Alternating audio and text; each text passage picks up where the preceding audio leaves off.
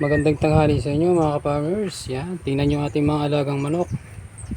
Kayo ba'y mahilig din mag-alaga ng ganyan?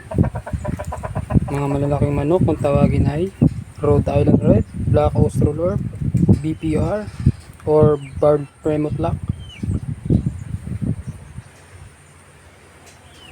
Dito naman tayo mga ka-farmers sa ating maliliit na manok.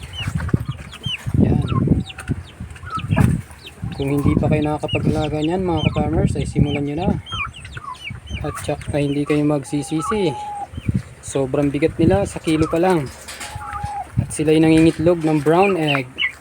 Araw-araw sila mga ka-farmers nangingitlog. Depende lang yan sa inyong mga patuka na ginagamit.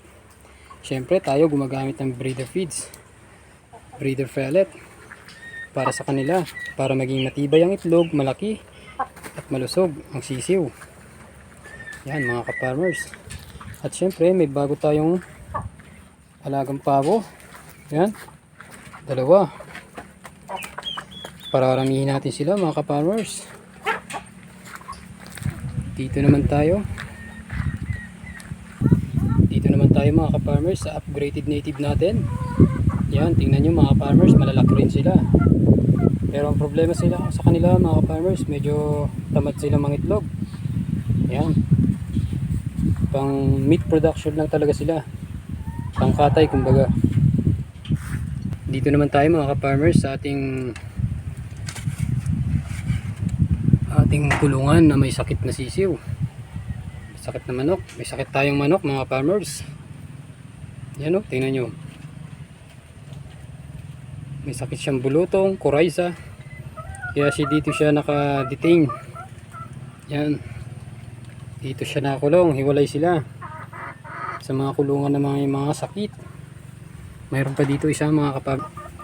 Yan, ito ang ating nag-iisang Texas. May sakit din mga farmers, sipon. Pero atin naman silang ginagamot mga farmers. Ginagamot natin sila para sila gumaling.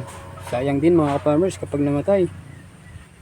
Kung hindi nyo naman natatanong mga ka-farmers, mahilig din tayo sa mga prutas na halaman. Ayan o mga farmers, may Madre de Agua tayo, may mangga, rambutan, lansones, marang, at saka durian. Mayroon ding avocado mga ka-farmers, bayabas. Mahilig din tayo kasi magtatanim tayo niyan para tayo may aanihin balang araw. Hanggang dito na lang muli ang ating update sa ating manukan.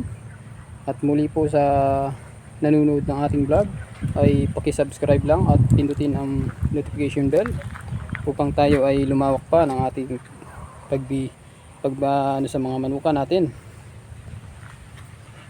Sige, maraming salamat sa inyo.